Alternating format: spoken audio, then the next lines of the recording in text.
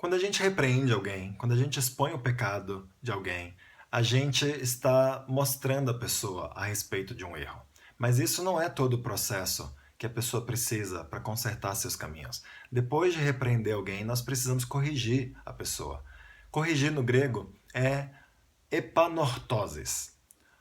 Ortoses vem da mesma raiz de ortopedia, que tem a ver com alinhar os ossos, consertar os ossos, fazer com que algo se torne correto, com a implicação de que antes estava incorreto, de que tinha falhas, de que precisava ser corrigido. Ortodoxia tem a ver com a doutrina reta, com a doutrina correta. Quando a gente ouve a palavra corrigir, o que vem nas nossas mentes? A ideia de reprovação, na verdade, a ideia de bronca, de que alguém não está nos aceitando do jeito que nós somos.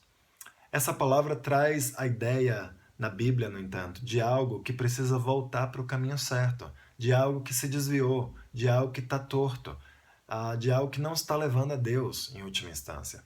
Mesmo depois de ver o seu erro, a pessoa ela tem uma escolha se ela quer ou não endireitar seus caminhos. E essa escolha ela está bem exemplificada aqui em 2 Coríntios capítulo 7, nos versículos 8 a 11. Vamos ler esses versículos. Mesmo que a minha carta lhes tenha causado tristeza, eu não me arrependo. É verdade que a princípio me arrependi, pois percebi que a minha carta os entristeceu, ainda que por pouco tempo. Agora, porém, me alegro, não porque vocês foram entristecidos, mas porque a tristeza os levou ao arrependimento. Pois vocês se entristeceram como Deus desejava, e de forma alguma foram prejudicados por nossa causa. A tristeza, segundo Deus, não produz remorso, mas sim um arrependimento que leva à salvação. E a tristeza, segundo o mundo, produz morte. Vejam que esta tristeza, segundo Deus, produziu em vocês. Que dedicação, que desculpas, que indignação, que temor, que saudade, que preocupação, que desejo de ver justiça feita. Em tudo vocês se mostraram inocentes a esse respeito. A carta que Paulo menciona ter enviado para os coríntios foi uma repreensão. Ele estava expondo os pecados da igreja de Corinto. Ele estava elenco os pecados. Paulo estava tentando levá-los ao lugar onde eles conseguiam enxergar seus pecados de forma clara. Mas embora Paulo tivesse feito isso, e embora o Espírito Santo trabalhe nessa direção, ele deixa a decisão em nós de se nós vamos mudar ou se não vamos mudar. Em outras palavras, ou vamos ter a tristeza de Deus ou vamos ter a tristeza do mundo, quando nós formos convencidos, quando nós virmos os nossos pecados. A gente pode ter nossos pecados expostos e dizer o seguinte: eu vou dar metade da minha fortuna aos pobres, e de quem eu roubei eu vou dar 4 vezes mais. Ou a gente pode ir embora triste, porque a gente tem muito dinheiro e a gente não quer dar do nosso dinheiro. Só porque a gente repreende alguém, isso não significa que a gente corrigiu a pessoa.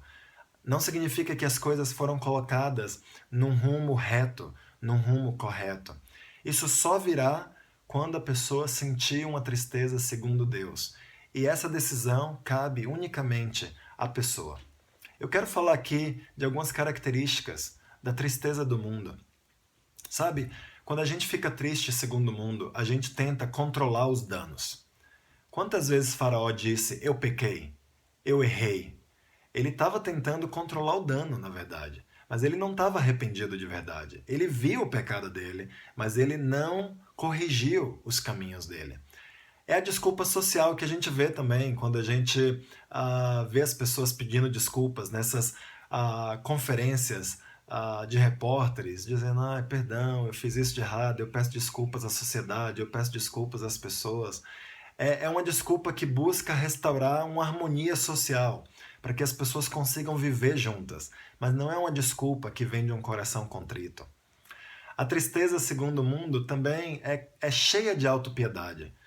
Eu sou uma vítima, eu não fui treinado, eu não fui equipado, eu não consigo fazer isso. A santidade não é para mim. A pessoa autopiedosa fica cega. Pense em Esaú ou em Judas, por exemplo. Com muitas lágrimas, eles procuraram reconciliação, mas eles não conseguiram se arrepender. Autopiedade é algo perigoso em nossa sociedade porque as vítimas no mundo moderno são consideradas pessoas como dignas, como merecedores de muita dignidade.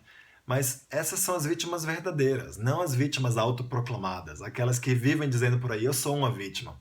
Mas todos veem as vítimas recebendo muito ajuda, e existe um apelo no mundo moderno de ser uma vítima. Outra característica da tristeza, segundo o mundo, é a desculpa. Ah, mas eu fui abusada. Ah, mas eu estava triste. Ah, fizeram algo de errado comigo primeiro. Nada disso importa, em última instância. Nada nos dá a justificativa para nós pecarmos. Quando Saul foi exposto por Samuel em 1 Samuel capítulo 15, havia muitas desculpas no seu coração, muitas desculpas na sua boca. Você pode ler essa passagem. E essa foi uma das razões pelas quais Saul não foi aceito por Deus. Também, na tristeza segundo o mundo, existe uma seletividade grande. Saul, no mesmo episódio, ele selecionou partes que ele queria obedecer da ordem de Deus. Ele matou quase tudo, mas não matou o melhor dos animais. Sabe, não é nossa prerrogativa decidir qual parte da vontade de Deus a gente deve fazer ou não.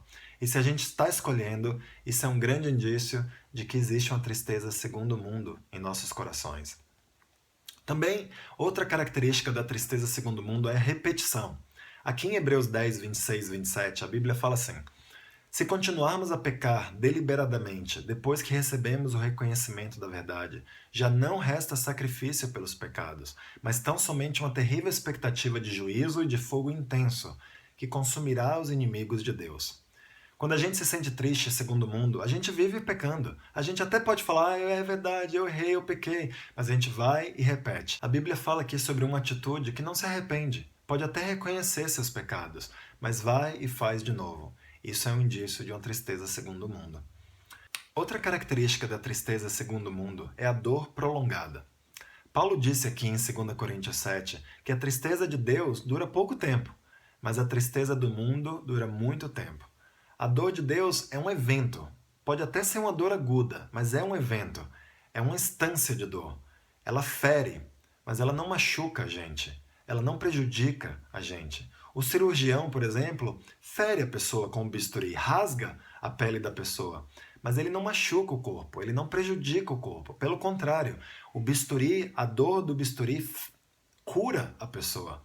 A tristeza de Deus, ela também nos fere. Ela também corta algo em nós, ela causa dor. Pode ser uma dor bem intensa, mas é uma dor que vai embora. É uma dor que não nos prejudica. É uma dor que traz a cura, que traz o benefício para nós. Já a tristeza, segundo o mundo, prejudica a pessoa, não traz benefício para a pessoa. E sabe, se essas características estiverem presentes em nossa vida, que a gente acabou de estudar, isso é uma grande evidência de que a nossa tristeza é segundo o mundo e não segundo Deus. No próximo vídeo a gente vai estudar as características da tristeza segundo Deus.